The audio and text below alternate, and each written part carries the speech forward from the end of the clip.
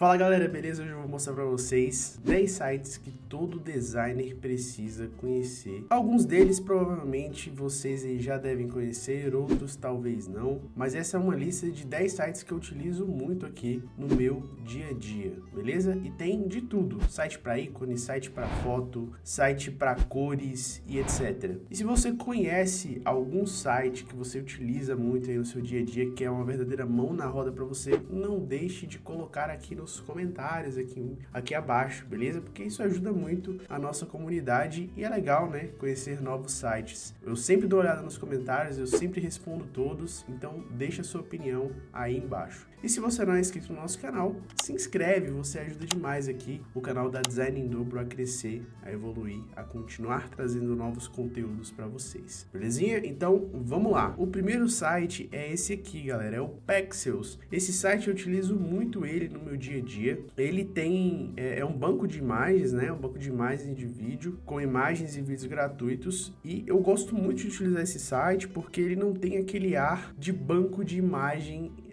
de forma tão literal, né? Com imagens meio artificiais. São fotos bem mais naturais, tem uma pegada muito mais natural. E esse site aqui é um site que, além dele ter vídeos, ó, a gente vê aqui que tem diversos vídeos, né? Você passa o cursor do mouse por cima e os vídeos são reproduzidos. Esse é um site que você pode baixar as imagens para uso comercial tranquilamente e é de graça, né? Então é um site que eu utilizo bastante. Um outro site que tem uma pegada muito parecida com o Pexels e que eu utilizo bastante aqui no meu dia a dia, que é o nosso segundo site, é o Unsplash. O Unsplash tem essa mesma pegada. Agora o Unsplash, né, tá vendendo algumas imagens, então você tem o Unsplash Plus aqui, mas ainda tem muito material gratuito. Esses do Unsplash Plus aqui, para você baixar, você tem que assinar o Unsplash, né? Mas ainda tem muito material gratuito e ele tem uma pegada assim de fotos muito mais naturais, muito mais orgânicas. Então o Unsplash, pessoal, é um site muito bom que tem um catálogo enorme de imagens e que eu acabo utilizando muito aqui no meu dia a dia. E o nosso terceiro site, que é um site que eu também utilizo bastante aqui, que é um site do Freepik, que é o Flat Icon, né? O Flat Icon faz parte do Freepik, para quem não sabe, e é um site que para ícones ele é excelente. Ele tem diversas funções. Tem uma questão que eu gosto bastante aqui no Flat Icon. Deixa eu botar aqui para vocês.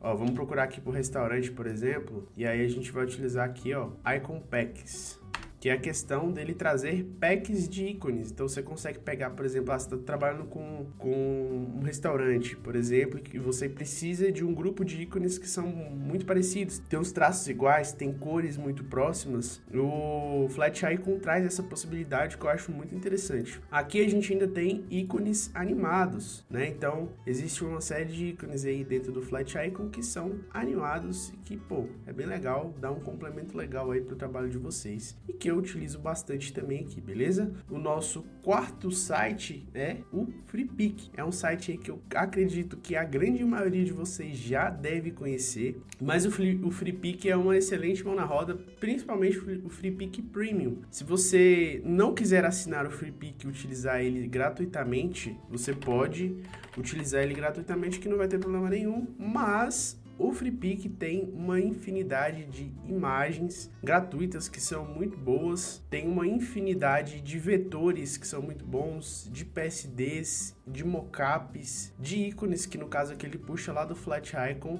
Cara, desde o começo da minha carreira eu sempre utilizei o Freepik e ainda utilizo hoje no meu dia a dia porque é uma excelente mão na roda, agiliza muitos trabalhos, é muito bom. A única coisa que a gente tem que prestar atenção aqui no Freepik é em relação aos direitos autorais, principalmente se você não tiver com o Freepik Premium, porque algumas imagens aí pode ser que não tenha o direito comercial, beleza? Na hora que você está baixando imagens, vetores, PSDs e etc. Então é bom ficar de olho nisso, mas o Freepik é sim uma excelente mão na roda e ajuda bastante, beleza? Vamos lá para o próximo site, que é o nosso queridíssimo Google Fontes. Esse site aqui, galera, para mim é o melhor site que tem para você baixar fontes sem se preocupar principalmente com a questão de direitos autorais, porque todas as fontes aqui são livres para uso comercial, né? E antigamente a gente não tinha um catálogo tão grande assim aqui no Google Fontes. Hoje a gente já tem um catálogo catálogo bem considerável de fontes aqui no Google Fontes, que provavelmente vai conseguir te atender bem aí na maioria dos seus projetos. E o melhor de tudo, é grátis, é gratuito. Você pode chegar aqui e baixar qualquer fonte sem se preocupar e pode utilizar essas fontes comercialmente aí nos seus projetos. Além dos filtros, né, que a gente tem aqui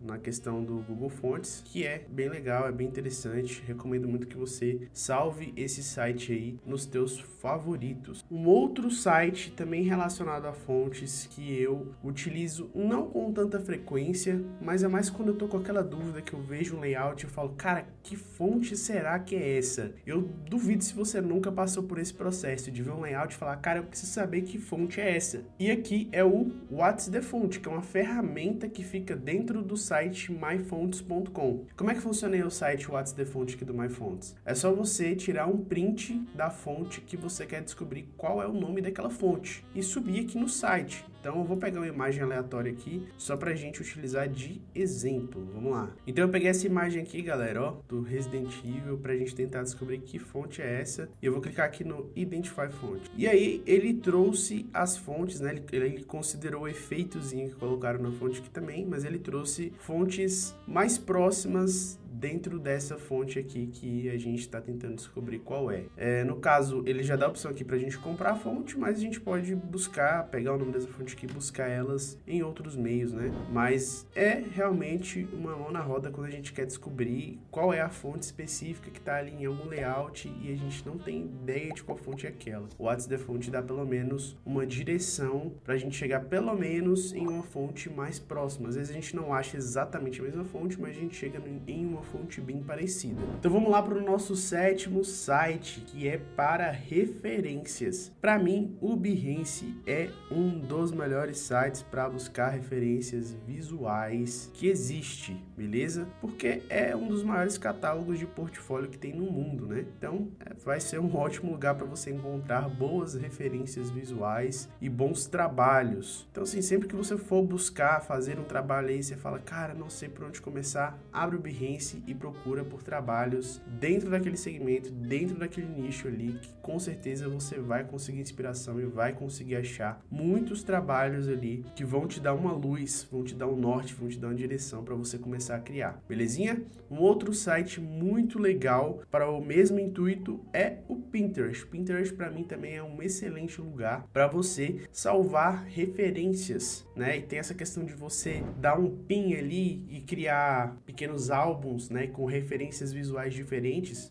Então, se você é um designer que está acostumado a trabalhar, por exemplo, com restaurante, você consegue criar uma pastinha de restaurante lá no Pinterest e salvando tudo que você acha de referência visual interessante para futuros trabalhos ali no Pinterest. Depois é só consultar. Eu utilizo muito o Pinterest, né, principalmente a versão mobile do Pinterest, com esse intuito de estar reservando referências visuais, ideias visuais. Ele é realmente muito bom para isso aqui. Um outro site que é muito interessante é o Adobe Color, que é um site da própria Adobe para você fazer paletas de cores. E esse site aqui, na minha opinião, é um dos melhores sites para esse intuito. Existem outros sites que também reproduzem essas paletas de cores, mas eu acho que o Adobe Color é um dos sites que, cara, tem uma das melhores tem um dos melhores desenvolvimentos para esse intuito. Belezinha? Você consegue aí, ó, puxar, né, travar a sua paletazinha de cores aqui. Você consegue, por exemplo, criar a sua paleta de cores aqui do zero, fazendo um ajuste aí de cor em cor e rodando aqui na roda de cores, bonitinho. Você consegue explorar cores já pré-prontas aqui. Você consegue, inclusive, extrair uma paleta de cores de uma imagem. Você consegue subir aqui uma imagem, por exemplo, e aí o Adobe Color vai puxar paletas de cores daquela imagem ali de uma forma mais próxima, né? Eu subi essa imagem aqui e ele puxou, ó. Ele puxou uma paletazinha de cores que estava dentro daquela imagem ali para mim, e ele me dá outras imagens parecidas que tem a mesma dinâmica aí da que você subiu, né, para tá te passando aí paletas de cores semelhantes. E o interessante é que se você assina o pacote aí da Adobe, né, o Creative Cloud, você consegue criar,